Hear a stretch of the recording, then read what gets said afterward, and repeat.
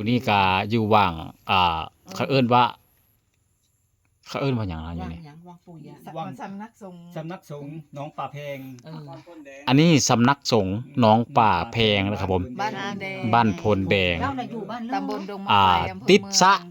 800,000บ่เขาเอิ้นนี่ละครับผมติดสะ800,000เด้อพี่น้องเด้อเพิ่นไผสิมาขอโชคขอลาบก็เข้ามาได้เพิ่นว่าเป็นสถานที่เปิดอีกสถานที่หนึงเนาะตรงนี้ก็มื้อนี้ก็ได้ตัวเด็ดตัวดีอยู่ได้สิเพิ่นมาขอนี่เนาะพี่น้องป้องปายลูกศิษย์ครับผมนี่ อันนี้ก็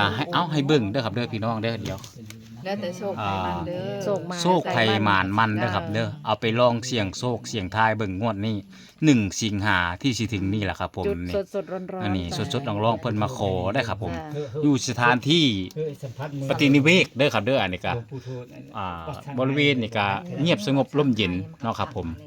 เพิ่นก็ต้องการปัจจัยเนาะ สะ800,000องค์ศัก อื ดิ์ ม สิทธิ์ ติดสะ800,000เด้อบ้านโพนแดง เอาไปเต็ม อันนี้ก็อันนี้ก็แจ้งบอกพี่น้องเนาะเฮาที่อยากมาเสี่ยงโชคหรือมาขอโชคกับ มื้อนี่ก็ เจ้าปู่เจ้าย่าเจ้าที่เจ้าทางเจ้าป่าเจ้าเขาอยู่ในนี่เพิ่นก็ให้โชคให้ลาบดีอยู่ไผสิเข้ามากะบริเวณก็ติดสะ800,000 โมเมนต์นั้นปู่ซักแม่เพิ่ม ปู่ยังครับ ปู่ซัก เอา ปู่ซักแม่เพิ่ม เอาปู่ซักแม่เพิ่มเนาะ ปู่ซัก ติดสะ800,000เด้อพี่น้องเด้อ ปู่ซัก มาขอโชคขอลาบอันนี้พามาเบิ่งเด้อครับผม อันนี้ก็แล้วแต่ศรัทธาแล้วแต่โชคแล้วแต่บุญวาสนาได้เพิ่นมาขอกันนี่แหละครับผมลูกศิษย์ลูกหานี่เอาให้เบิ่งหน่อยเด้อขออนุญาตออกสื่อออกหยังเลยเด้อครับเดี๋ยวหน้าตากันเนาะเอาครับผมนี่ให้พี่น้องให้พี่น้องได้มาเบิ่งนี่ว่าอยู่นี่แหละครับผมมาขอโชคขอลาบได้มื้อนี้กันเนาะไผผ่านไปผ่านมาหรือสิแวะมาโดยตรงก็มาได้ครับผมติดสะ800,000บ้านพลแดงนะครับผมเนาะเอา12 ล้าน 12 ล้าน นี่อยู่ในนี้แหละเนาะครับผมสาธุเด้อครับเด้อให้โชคให้หมานเด้อให้ครับผมให้เคล็ดยำล่ำลือได้อยู่ในนี้นี่กาสีให้เบิ้ง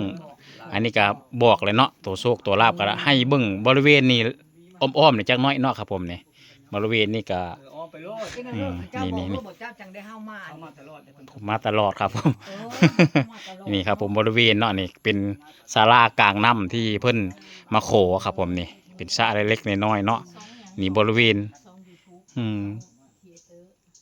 บริเวณสถานที่ก็